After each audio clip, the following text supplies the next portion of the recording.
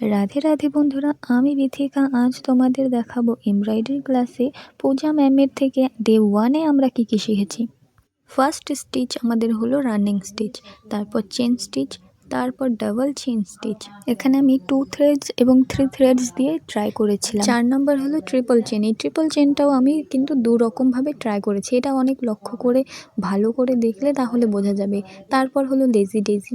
Lazy ডেজিতে প্রথম যে lazy ডেজিটা আছে এটাই আমাদেরকে শেখানো হয়েছে, বাকিগুলো আমি নিজে থেকেই করেছি। এটা আছে ব্ল্যাঙ্কেট স্টিচ, তারপর আছে ক্লোজ ব্ল্যাঙ্কেট। স্টোন দেওয়াগুলো আমি নিজে থেকে করেছি, বাকি প্রথম দুটো তারা শিখিয়েছেন। এটা শিখিয়েছে উইপড ব্ল্যাঙ্কেট। উইপড ব্ল্যাঙ্কেটেরও অনেকগুলো ভেরিয়েশনস আছে।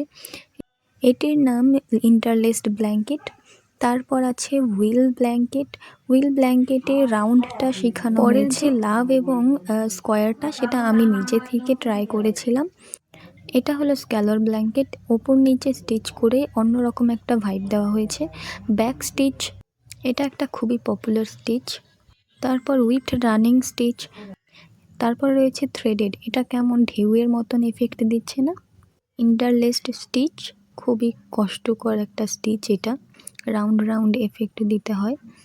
পেকিনেস স্টিচ, এটা খুব মজাদার, আমি এখানে লাভ ক্রিয়েট করার চেষ্টা করেছিলাম, খুবই সুন্দর হয়েছে।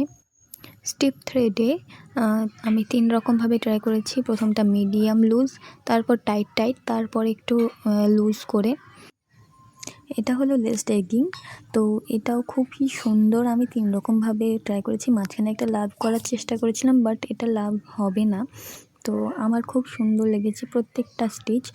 পূজা ম্যামকে অনেক অনেক ধন্যবাদ এত সুন্দর সুন্দর স্টিচ শেখানোর জন্য। অ্যান্ড বাই বাই, পরে দেখা হবে অন্য ব্লগে।